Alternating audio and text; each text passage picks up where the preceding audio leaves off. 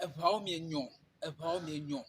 Nkata ne wole miayɔm be Ayigbe alo Ayigbetɔ ko mielɔlɔm ɖe edzi. Awɔ egba me nana mienyanam be eʋeawoa monye Ayigbewo alo monye Ayigbetɔwo. No be Ayigbea, eʋegbetɔwo motsɔna ayi o. Egẽawo ƒe ŋkɔ nye ayi. Susuea ta wobe ayi alo Ayigbea egba me le gblɔm ne miase. Tso tɔgbuitɔgbuiwo ƒe ŋɔli ta eya ke wotso Israel va to Egypt, to Chad, va to Nigeria, tso Nigeria va to Benin, Dahomey, Nɔtsie, Togo, ke woɖo afi ma. Gake egẽawo, eʋeawo, adãwo, ekrɔbɔtɔwo, efɔ̃ alo Benin, Togo, ya katã tso afi ɖeka alo zɔ to afi ɖeka ʋu kafi va settle le Togo. Ta ame yawo ke va Ghana afia, eʋeawo hã va, egẽawo hã va, adãwo hã va afia. Eva dzɔ be gbe ɖeka ye gẽtɔwo wova gẽ afia alo Accra, ye wole be woaɖu woƒe azã. Gake fiazikpui ke zã ge woala, etsi Togo.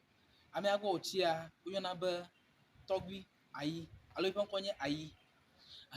Ta wodo amewo tso Ghana fia be no yi ɖe tɔgbui ayi gbɔ, ale be ne woava xɔ fiazikpui akɔ vɛ, ne woakɔ ɖu azã le Ghana, ne wowɔ vɔ agatrɔ agakɔ yi. Ke ame dɔdɔ ya ke wodoa kɔ ɖo ɖa Togoa, ke woyia, tɔgbui ayi gblɔ na wo be megbe. Ne woyina gbe, akɔ nu akɔ tso gbe akɔ va aƒe alo akɔ tso gbeta ava aƒe. Mokɔna nu kɔ tsona aƒe me alo aƒe akɔ yi ɖe gbeta o. Ye tɔgbui ayi gblɔ na wo nenema. Ko eva nye ŋkɔ amewo va nɔ yɔyɔ ne eʋeawo.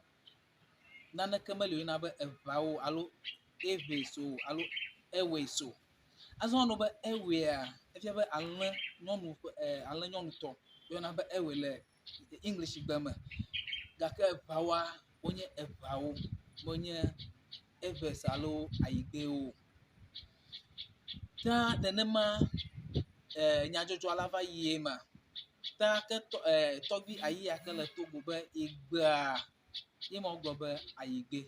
Tɔgbui ayi be megbe alo tɔgbui ayi gbe. Ye moti ne woagblɔa, ye wova le eʋeawo yɔm be Ayigbe, Ayigbe, Ayigbe. Eʋeawoa, monye Ayigbe o. Ta ne nye eʋevi dzidzi, ele ŋkɔnye sẽ ne kpɔ videoa dze agbagba, heya tetea, ne ge ɖe woƒe susu me. Mena mo ne ame aɖe yɔ be Ayigbea, gblɔ na amea be awo, eʋeawo monye Ayigbe o. Eʋegbetɔwo ye nye, ye menye Ayigbetɔ o. Na ame nase gɔme. Susu ya ta wole ame aɖewo yɔm alo wole eʋeawo yɔm be Ayigbea nye ya. Ta eʋeawo monye Ayigbe o. Midze agbagba miama videoa mime. Elabena enye yevo be misconception, misinformation le afi sia afi alo afi sia afi le amewo ƒe susu me. Eye eʋevi dzidzi geɖe hã woxɔe de me si ke be medze nenema o. Medze o.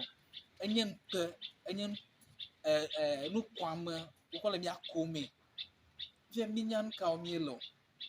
Mienya nu kawo miele o. Ta midze agbagba miama video ya. Mime, miaƒe viwo nokpui. Ame yawo ke le gbe nokpui. Ale be tso gbadzi ne ame aɖe yɔ be Ayigbea, na be awo, ye menye Ayigbe o. Eʋeawo ye nye, eʋevi dzidzi ye nye.